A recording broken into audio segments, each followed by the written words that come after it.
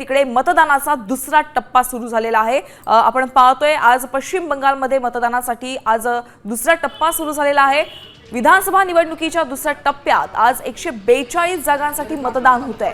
मतदानासाठी शेवटचा अर्धा तास उरलाय। दुसऱ्या टप्प्यातही विक्रमी मतदान होण्याची शक्यता आहे। तर दुपारी 3 वाजेपर्यंत 78.68% मतदान झालेलं होतं। मतदानाच्या पहिल्या टप्प्यात विक्रमी 93% मतदान झालेलं होतं। तर दुसऱ्या टप्प्यात मुख्यमंत्री ममता बॅनर्जी यांची भवानीपूर ही अत्यंत महत्त्वाची आणि हाय प्रोफाईल मतदारसंघाचा देखील समावेश आहे।